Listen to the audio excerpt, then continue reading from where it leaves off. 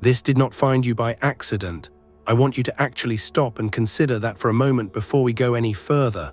Not as a comforting phrase, not as the kind of thing spiritual content says to make you feel included, as a literal statement about what just happened. This message at this specific moment in the middle of whatever your day contained found you, not someone else, not a person who was scrolling past without the specific context that makes this message relevant. You. God does not send messages to the wrong people at the wrong moment. What reaches you because it was designed to reach you, calibrated for your specific situation, your specific season, your specific need. And the specific message that found you today, the one you are reading right now, carries something specific for your life in this exact window of time. I want to tell you 5 things you must do right now, not eventually, not when you feel more ready, right now, because what is being released into your life in this season has a specific window, and what you do within that window determines in significant part how fully you receive what is being released. But first, I want to explain why the fact that this found you is itself significant, because I do not want you to treat that as preamble before we get to the actual content. The finding is part of the content. When God positions a message to reach a specific person at a specific moment, He is doing so because that person is at a threshold. Not a casual, mildly interesting moment in their journey, a genuine threshold, the kind that, if crossed with the right awareness and the right response, produces the shift that the entire preceding season was building toward. The kind that, if crossed without awareness, simply registers as another ordinary day that passes without the chosen one realizing what was being offered. You are at a threshold, today, this moment, and this message is the signal that God wanted you to have before you cross it. The 5 things I am about to tell you are not arbitrary spiritual disciplines. They are the specific actions that the threshold you are currently at is asking of you, the responses that position you to actually receive what is being released rather than simply standing close to it without fully stepping into it. The first thing you must do right now is acknowledge that something is shifting, not in a performative way, not by declaring it to other people before you have fully received it yourself. Internally, honestly, in the quiet of wherever you actually are right now, acknowledge that what you have been sensing, that gathering quality of the recent weeks, that sense that something has been building even when the visible circumstances did not reflect it, is real. This acknowledgement matters more than it might appear to. Most chosen ones are trained, through seasons of hoping and not seeing, to be extremely careful about acknowledging movement before the movement becomes undeniably visible. The protection this carefulness provides is real, but at a threshold like the one you are currently at, this same carefulness can prevent the full reception of what is arriving, because the reception requires a willingness to say yes to the movement before it is complete. Acknowledge the shift today, even if you cannot fully name it. Even if you can only say, something is different and I do not entirely know what yet. That acknowledgement is the first step through the threshold. The second thing you must do right now is release one specific thing that is occupying space in your spirit that belongs to a previous season. I want to be specific about what I mean by this. Not everything you have been carrying, not the comprehensive release of every unresolved thing in your life. One thing, the specific thing that, when you consider it honestly, feels most like it belongs to a chapter that is actually complete, even if you have not yet formally acknowledged its completion. There is something in your life, possibly a relationship dynamic you have been maintaining out of habit rather than genuine desire, possibly a version of yourself you have been presenting to the world that no longer accurately reflects who you have become through this season, possibly a specific hope about a specific situation that you have been holding in a way that has quietly been preventing you from being fully open to what is actually arriving. Whatever this one specific thing is for you, today is the day to release it. Not forever necessarily, not as a dramatic permanent gesture, simply as an honest acknowledgement that this specific thing belongs to a season that is complete, and that holding it forward into the new season is creating a weight that the new season does not require. Name it, release it, move through the threshold without it. The third thing you must do right now is pray with more specificity than you have recently been praying. Most chosen ones, through extended seasons of waiting and not seeing, gradually shift their prayer to a more general form. A shift from "Lord, I am specifically trusting you for this particular outcome in this particular situation" to a more protected, less specific "Lord, I just want your will, whatever that is." The more general form of prayer feels spiritually mature. It protects against the specific disappointment of a specific thing not arriving the way it was specifically named. But at a threshold like the one you are currently at, what God is asking for is the specific prayer. The named, honest, particular articulation of what you have actually been hoping for, spoken without the protective hedge that keeps you at a safe distance from the full cost of full hoping. He is not asking for this because he does not already know what you need. He is asking for this because the specific naming is an act of trust that the generalized prayer cannot produce, and trust, specific trust, is what this specific threshold requires. Pray specifically today. Name the actual thing. Bring the actual situation. Speak the actual hope without the qualification that keeps it safely vague. And let God respond to the named prayer rather than the protected one. The fourth thing you must do right now is tell one person what God is doing. Not everyone, one person.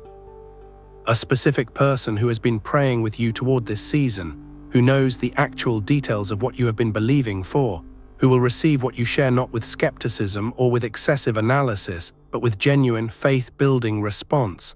This telling matters for a reason that is practical as well as spiritual. When we keep significant spiritual seasons entirely private, they are vulnerable to the erosion that private things in unfavorable seasons tend to experience. The doubt that comes in the 3 a.m., the weariness that accumulates through the ordinary days, the gradual softening of conviction that extended waiting tends to produce. All of these are managed differently when at least one other person knows what you are carrying and is actively holding it with you. Tell one person today. Share what God has been doing, even if what he has been doing has primarily been internal rather than dramatically external. Let at least one other person be a witness to the season you are in and a partner in what you are believing for.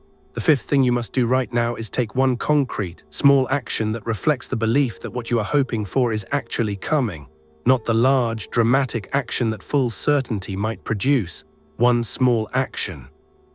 The specific kind of action that you would take if you were genuinely operating from the belief that what you have been hoping for is genuinely on its way, rather than the careful, protective, nothing has changed action pattern of someone who is not sure whether anything is actually moving. This action might look like beginning to prepare for something you have been hoping for before the visible evidence of its arrival is present. It might look like clearing space, literal or metaphorical, for something you have been believing will arrive. It might look like a conversation you would only have if you genuinely believed what was promised was actually happening. Whatever form it takes for you, take it today, before today ends. The action is not what produces the blessing. But the action is the evidence of genuine faith, and genuine faith, expressed in small, concrete, honest ways, is exactly what this specific threshold responds to. I want to go deeper on each of the 5 things because I described them briefly, and the depth is what turns them from concepts you read and nod at into actions that actually shift something in the days that follow. Going deeper on the first thing, acknowledging that something is shifting. The resistance to this acknowledgement is almost always rooted in one of 2 fears.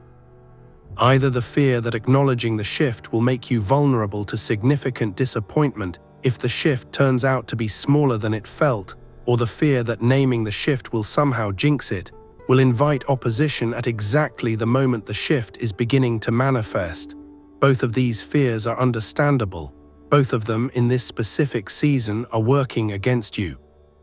Acknowledging a genuine shift that God is producing is not the same as claiming a completed outcome before it has completed. It is the honest recognition of genuine movement, and God does not punish honest recognition of genuine movement. He responds to it with more movement. The acknowledgement does not make the shift vulnerable. The acknowledgement honors the shift in a way that creates conditions for its continuation. Acknowledge today, speak it, even if only to God. And watch what the acknowledgement releases in the days that follow, going deeper on the second thing, releasing the one specific thing from the previous season. The most common reason people struggle with this release is that the thing they most need to release is also the thing they have invested the most. The hope, the relationship, the version of themselves, or the specific outcome they have been holding onto has received years of prayer, years of faithfulness, years of choosing to believe even when the visible evidence was not cooperating. Releasing it feels like abandoning a long investment rather than like setting down an outdated weight. I want to offer you a reframe. Releasing a previous season's specific hope or expectation is not abandoning it, it is surrendering it. And there is a specific difference between the two. Abandoning something is walking away from it in defeat, concluding it was not real or that it is genuinely over. Surrendering it is placing it in God's hands rather than continuing to carry it yourself, trusting that if it was genuinely yours, God will return it in His time and His form without you needing to maintain it through your own ongoing effort. Release is not giving up. It is trusting God with the outcome rather than needing to manage it yourself. And that trust, when it is genuine, opens exactly the space that the new season needs in order to actually land. Going deeper on the third thing. Praying with more specificity. The shift from general prayer to specific prayer is genuinely uncomfortable for chosen ones who have been disappointed before, because specific prayer makes specific disappointment possible in a way that general prayer does not. If you never name the specific thing, you can never experience the specific grief of the specific thing not arriving. The protection is real, but it is also a ceiling. The protection against specific disappointment also creates a ceiling on specific blessing.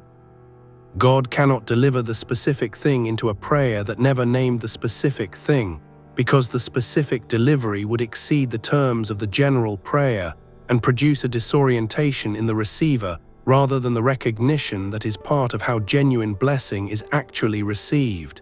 The specific prayer and the specific blessing are a matched pair. The one produces the conditions for the other. Pray specifically today and create the conditions for the specific delivery that this season is building toward. Going deeper on the fourth thing, telling one person what God is doing. The specific person you tell today matters. Not everyone in your life is positioned to receive what you share with them in a way that helps rather than hurts. The skeptical person who responds to your testimony with logical challenges is not the person. The person who immediately begins worrying about what happens if things do not materialize as you described is not the person. The person who responds with their own unresolved disappointments in a way that overlays your story with their narrative is not the person. The person is the one who, when you share what God is doing, genuinely rejoices with you, who adds their faith to yours rather than qualifying it with their doubts, who holds what you share with care and with specific prayer. If you are not sure who this is in your current life, ask God to bring the right person to mind before you have this conversation.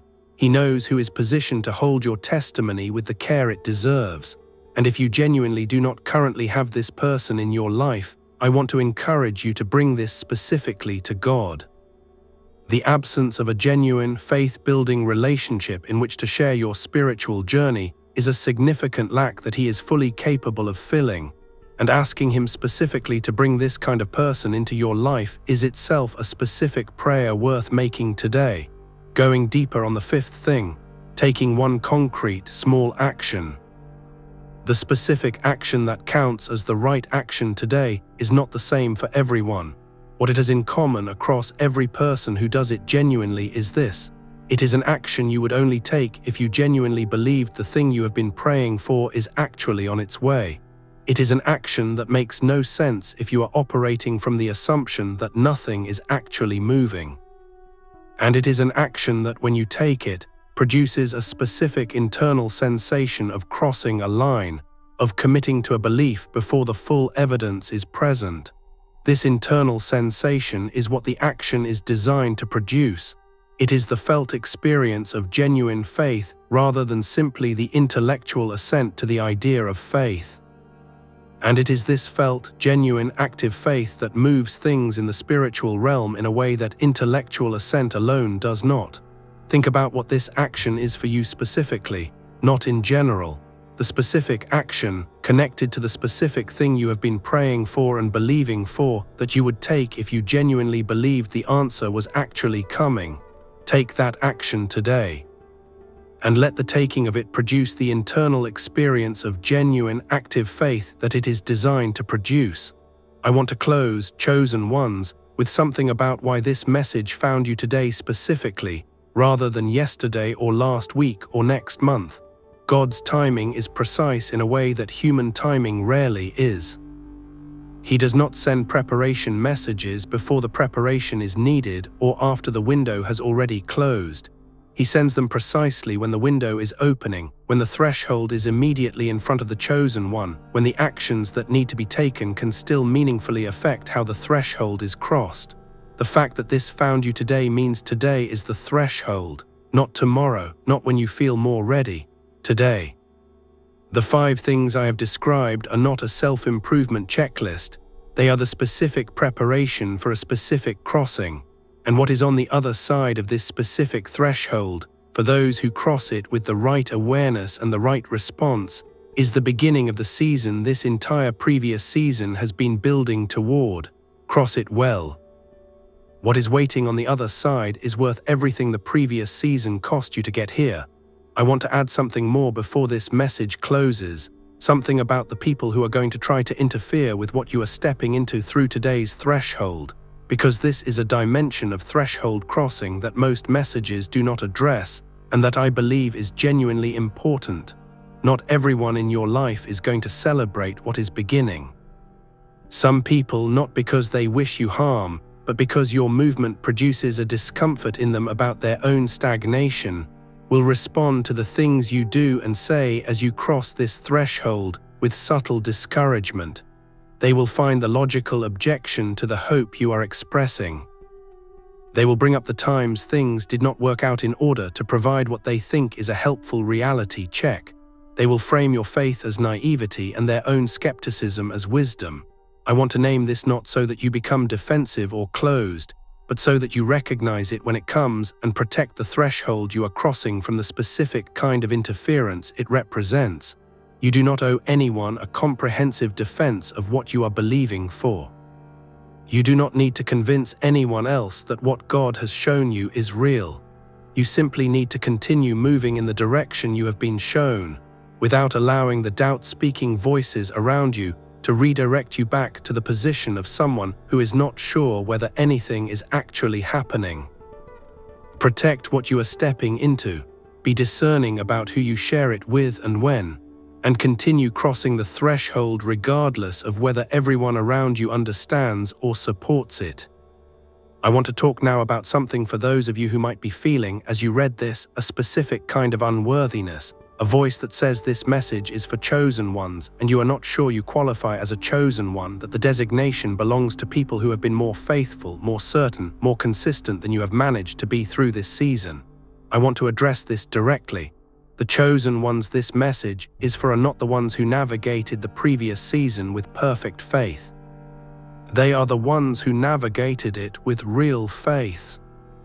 The kind that was sometimes thin, sometimes exhausted, sometimes going through the motions while the genuine certainty had temporarily gone quiet. The kind that kept choosing God even when God felt distant, kept praying even when prayer felt hollow, kept showing up even when showing up felt like more than you had. That is the faith this message is responding to, not the polished, confident, never-wavering faith that would have required nothing difficult from you. The actual, costly, sometimes barely there faith of someone who stayed in the covenant, even when the covenant was testing them beyond what felt sustainable. If that describes you, this message is for you. You qualify, not despite the difficulty of the season. Because of what the difficulty produced in you that only that specific difficulty could have produced. I want to close, finally and completely, with something about what the threshold you are crossing today leads to, because understanding the destination makes it easier to move toward it with the genuine conviction that today requires. The threshold you are at is the threshold between the season of preparation and the season of fulfillment. Not the completion of everything, not the arrival of every answer to every prayer, but the genuine beginning of the season where what was prepared starts being visibly expressed in your actual life, where the internal work becomes external reality, where the faith that was exercised in the invisible realm starts producing evidence in the visible one. This beginning does not arrive all at once. It arrives incrementally through a series of small, specific confirmations that, taken together, eventually constitute the unmistakable reality of a season that has genuinely changed. The first confirmation may be small enough to dismiss if you are not watching carefully. The second may require the context of the first in order to be fully recognized. By the third, fourth, and fifth, the pattern becomes impossible to deny. Watch carefully through the coming days for the first, small, easily dismissible confirmation. Receive it as what it is. And trust that what it confirms is the beginning of a pattern that is going to become increasingly visible and increasingly undeniable as the days that follow this one accumulate into the season that today's threshold opens. Chosen ones, this message found you. It was meant to. And what begins through your crossing of this threshold today is worth every single day of the season that brought you to exactly this moment. I want to leave you with one final thought, something about the specific relationship between the 5 things I have described and the days that follow today. The 5 things are not a single-day practice. They are the beginning of a posture, a way of engaging with the threshold season you are entering, that is meant to continue across the coming days and weeks rather than being performed once today and then laid aside. The acknowledgement of the shift continues as the shift continues to become more visible. The release of previous season weight continues as more of what belongs to the previous season reveals itself as ready to be released. The specific prayer continues, becoming more specific and more confident as the evidence accumulates. The telling of one person becomes the building of a genuine community of faith around what God is doing. And the small concrete action becomes a series of small concrete actions that, accumulated over the coming weeks, amount to the lived expression of the faith you committed to today. What you do today is not the entirety of what is being asked. It is the first instance of a practice that the new season requires you to inhabit consistently. Today you begin. Tomorrow you continue, the day after you continue again. And over time, what felt like a deliberate practice becomes the natural posture of someone who has genuinely entered the season on the other side of the threshold. Begin today, continue tomorrow, and trust that the consistency of your beginning and continuing is itself what the new season is being built on. This found you. Honor it by doing something with it. I want to say one more thing directly to the chosen one who is reading this at the end of a particularly hard day, who found this in the evening or the late night, who almost did not find it at all because the day was full enough that there was barely room for this. The fact that it found you at the end of the day rather than the beginning does not diminish it. God's invitations do not expire at midnight.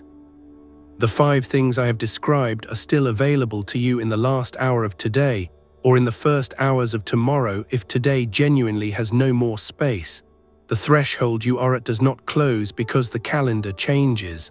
What matters is that you found this, that something in you recognized it as something worth actually stopping for rather than scrolling past. That recognition is itself an act of faith.